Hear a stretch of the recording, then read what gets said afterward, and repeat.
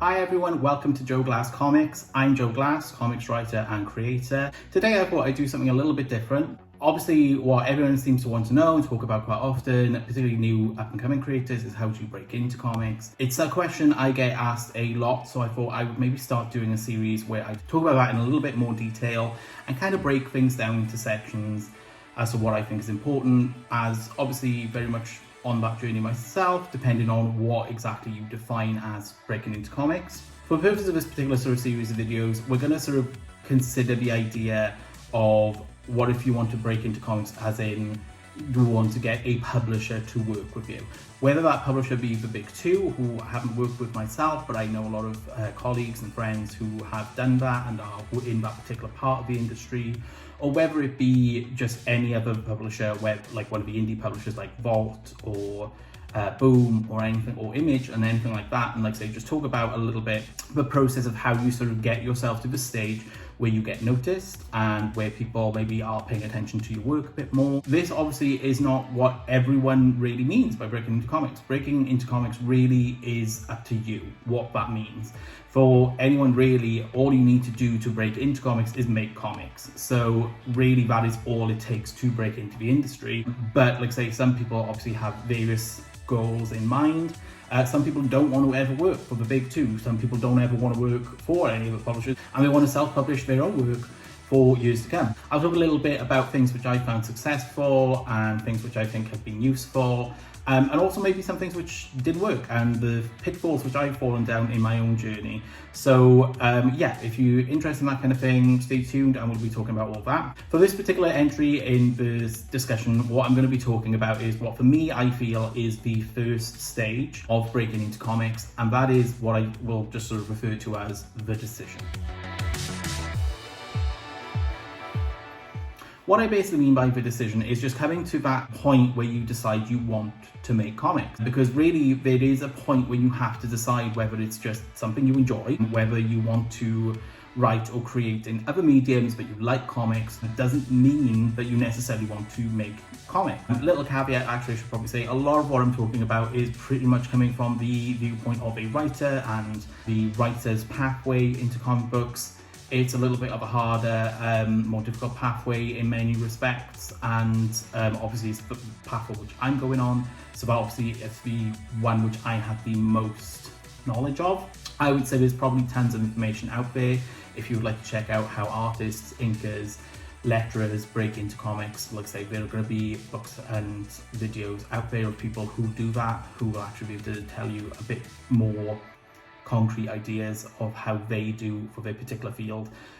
But like I said, for me, this is sort of my path, and therefore we're talking a bit more about writing. So anyway, at some point you will have to make that decision that you don't just enjoy comics, you don't just want to read them, you want to make them. And so I'm going to tell you a bit about how I came to that decision and where that journey was, because like that in itself was a few steps of journey to get to the point that I'm at to get started making comics. So I started the idea that I wanted to be a comics creator when I was maybe about 15 years old, or possibly a little younger than that. I was at that point like a big fan of comic books, and I read them, and I loved telling stories, and one of the things I wanted to do was tell those kind of stories. I particularly was enamored with superhero comics from the big two, like Marvel and DC, mainly Marvel at that time, but it sort of was increasingly DC as well. For me, it was a case of deciding that, yeah, this is what I want to do. I want to be a comics creator. Now, I say creator because initially I wanted to be a comics artist. I, at that point, was a big fan of following artists on particular projects and not so much the writers. And for me, like, that was what I thought I wanted to be. I wanted to be a comic book artist. So I like voraciously devoured everything I could on how to create comic book art, like what kind of tools they used, how to do it, books on how to draw comics, etc. And I then even did it as part of my coursework in high school. I did a section where I tried to make a comic book. I very quickly learned some big lessons. I thought I was going to be able to make a whole 24-page superhero style comic book in the space of 4 months, which I think is like the rough term time. But obviously I was going to come up with a concept, and I was going to sort of write it, and I was going to draw it, and it was going to all be done. And something I learned very quickly, whilst I'm a fairly competent artist, I am no sequential artist by any stretch of imagination. And like that in itself is a difference you get actually in comic book art. Like, people can be fantastic artists and are really great at illustrations, so a singular image, but maybe aren't that great at sequential art, because sequential art has its own challenges and its own things to consider when making it. So for me, like I say, that was my first step learning, was like, this wasn't for me. I found it too difficult. It was one of those things where it didn't feel like I could work at it and ever be at a stage where I'm happy with it. Whereas what I did know was I still liked telling stories. And I was also very big in my English literature and creative writing. So I then decided, well, I'll be a comic book writer then. I'll be the person who writes the stories. That isn't then like when I immediately started writing comics. I certainly started like scripting ideas, and a lot of things which actually became the first scenes of The Pride were actually scripted back then. But like, I then didn't actually start making comics for another 5-6 years after that. I went to university where I studied English literature with creative writing for a bachelor's degree. I stayed on and did a master's degree in script writing for film, television and radio, because I thought that those would have some translatable skills. It wasn't exactly the same, and no one should ever believe that writing for comic books is exactly the same as writing a TV script or a film script. There's similarities, but it is not the same. So like, if that is something you're interested in doing, these days there are actually courses where you can learn specifically comic script craft and things like that. I would highly recommend maybe checking some of those out. They were around when I was your age. So yeah, check those things out. They could be really useful to you if that's the path you want to go down. For me, like I say, I just thought I could translate some of these skills which I picked up in my degrees and use them for obviously my own purposes down the line. And I left university then having done pretty good. I got 2-1s in both my bachelor's degree and my master's degree, which is a fairly successful grade, and I was pretty happy with it. And I thought I could maybe get some writing work pretty quickly, which is not how things worked out. There's an awful lot of networking involved in the creative industries. So the idea that, it pays to know the right people kind of thing does have some element of truth to it. It's not all nepotism, thankfully, but there's certainly an element of, if you know the right people, if you're able to get access to the right sort of situations, then yeah, there's a better chance that you will be able to get through to the right people, or the right people notice you, kind of thing. For example, for me and my particular journey, I really didn't start getting much attention from publishers until I started turning up at American cons, because that's where a lot of the American publishers that I want to work with were going. They very rarely come over here to the UK. So yeah, it got to a point where, like, if I want to work with them, I've got to network with them and show my face so they can put a face to the name. And so I started going to American shows. Not everyone can do that. It's been particularly difficult for even me to do that. But like I say, for me, a few years back, I had made that decision that I wanted to be a comic creator and I wanted to work on those kinds of comics and work with those particular publishers and companies. And I knew that is an end goal that I want to do. So like I say, I had to make that happen. Once you make the decision, that is one of the things you will have to confront, how you are going to do it. Now, obviously for everyone that's going to be different, because you might be a writer who is a successful artist as well and are capable of doing your own stories. It could be a case of meeting artists and other creators to collaborate on your projects with you. Similarly, there might be instances of like, how do I get involved with the publishers I want to work with and things like that. Primarily, the first step you're going to need to do is make comics. So like say, you're going to have to solve those solutions first and make some comics of your own. Most people, becoming an intern at Marvel or DC or any other publisher isn't really an option because you don't live in those areas and you've not got the access to do that kind of thing. So the way to get them to sort of notice you is to make product and have it out there and show that you can tell stories yourself in that particular medium. Ideally, it doesn't necessarily have to be that medium though. You could possibly write a book, do your first novella, do a TV show, do a mini-series, do a stand-up routine. There are various elements of writing and creating which translate to the comics field and which can show that you know what you're doing in terms of writing and creating and telling a story. Ultimately, that's what all editors are going to be looking for. So like say, once you've made the decision that you want to be a comic creator and you want to make comics, you have to work out the how, the length that you are willing or able to go to make these dreams a reality. As I say, I didn't immediately come out of university and started making comics right away. I wound up in retail jobs and continue to work retail jobs even now because, comics pays, but it doesn't pay great money, particularly when you're a small press independent creator. So you'll find that a lot of people in comics, even some of the biggest names, have second jobs. Some are teachers, some are lecturers. There are a bunch of it around. I mean, Charles Soule is a fully working lawyer. And he has a band, if I recall. So yeah, people are doing other things. They're not just making comic books. A lot of the people who are making crazy amounts of money on comic books are either doing it because they're being shady or they're manipulating things in a way. In terms of comic book millionaires, you could probably count them on one hand. There's a reason why the majority of really well-known big name creators who did all this amazing work, which people who love comic books know them for, wind up doing GoFundMe for medical treatments later in life.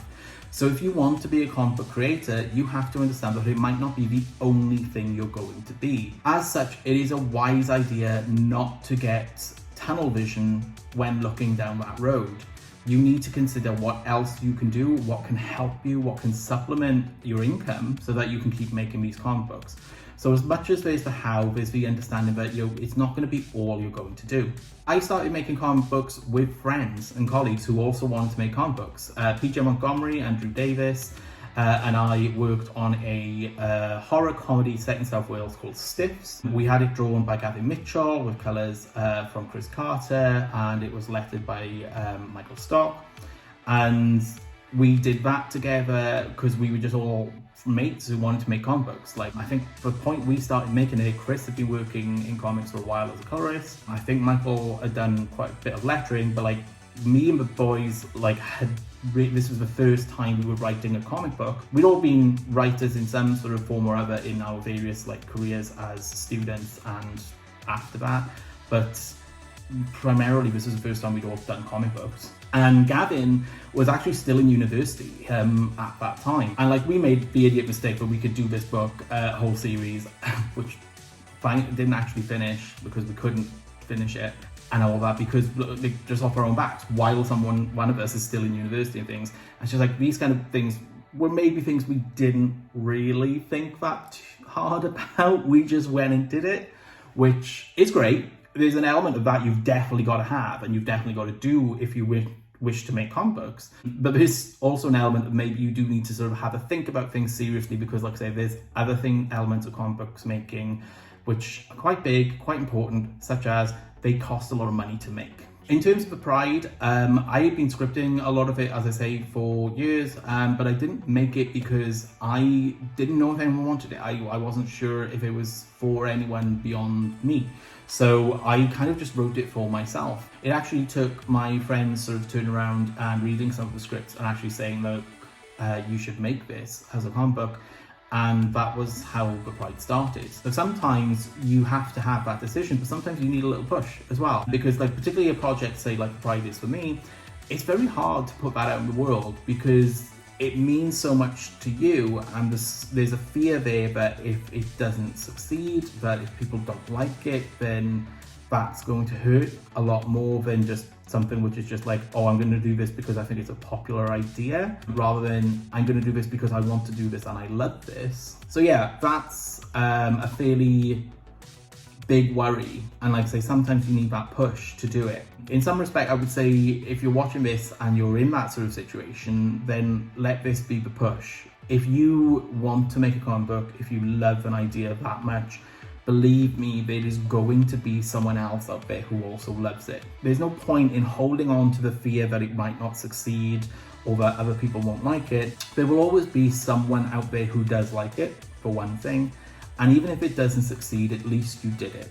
As well as that, If your end goal is similar to mine, but you want to work with other publishers or want to work with a big two or anything like that, that book is out there. Like, no one can take that away from you. Even if you don't finish your series or you don't finish, whatever project you wanted to do, you've got it out there. You've got this thing. It doesn't go away because it didn't succeed or anything like that. You've got it, and you can show that to editors, and editors can look in that and see if you've got what they're looking for. So, like I say, the biggest thing with breaking into comics in that sense of the term is you need to show that you can make comics. So yeah, you've got to do it. And like I say, the first step has been, as I say, making the decision that that's what you want to do and that you're willing to face all the obstacles that includes, and to try and overcome them in your own way. Finally, the big thing I would say is making that decision, I kind of touched on it already, has to include this element of self-reflection and understanding. Not self-reflection and understanding, really just understanding of the truth of the situation. If you were looking to make a comic because you want to get rich, but you think that, oh yeah, I can make a comic book and it'll get picked up, they'll make a TV show out of it, they'll make a movie out of it, I'll be a millionaire. Don't do it for that. If that's your reason for making comics, don't make comics. It's not how you're going to make that money. The history of comics is littered with people who made something, maybe even made something fantastic in the comic book world and are penniless afterwards. It is littered with the ideas of people being stolen by someone else or being adapted against their permission. It's not a case of you're going to make a comic book and it's going to become the next multimedia franchise. If that's all you care about, then you're not really showing a love for the medium, and people are going to understand that, and it's going to come across in work. So I would recommend that if that is all you want to do, is to make money quickly, then perhaps pursue writing in other media. There are other mediums where you can actually successfully do that and can actually do that and it's rewarded. So that kind of attitude can work, but maybe not for the world of comics. Comics are an art form which really, really expresses a lot more, and people will be able to get that through the artwork and through the finished product. So yeah, if your whole idea is you're gonna make comics and be a billionaire, yeah, that ain't it, son. That ain't gonna happen at all. That is not to scare people away and say that you cannot live off comic books, you cannot ever be successful financially and stable. It is possible. It is, however, a lot of hard work to get there. People who do it very fast will not maintain that for very long, and often have done it through not fantastic means, like whether that be taking advantage of their collaborators, taking advantage of their fans and audience. The get rich quick scheme of comics making is not really something which is going to work, last, or actually do you any favors in the long run. But you can absolutely get to a stage where you are comfortable and perhaps even financially living well off your creative abilities. Like I say, it just takes a lot of time and a lot of hard work to get there. So that has to be part of your decision. That has to be, you want to make comics, you will face the obstacles, you will work out what you are willing to do, and you will do everything you can to achieve it. Once you've done all that, you're really on your way to making a comic book. The next stage obviously is the making. That is probably a big discussion, and this video has gone on long enough already, so that will be saved for a future update. So yeah, stay tuned to Joe Glass Comics, and I will tell you a bit more about my personal journey and about things I've learned about making comics, and what to do and how to do it in the process, and maybe even how to get the attention of people in the industry and things like that. So yeah, stay tuned, stay happy, stay creative, and yeah, come back and I'll see you soon to catch you up on the next stage of breaking into comics.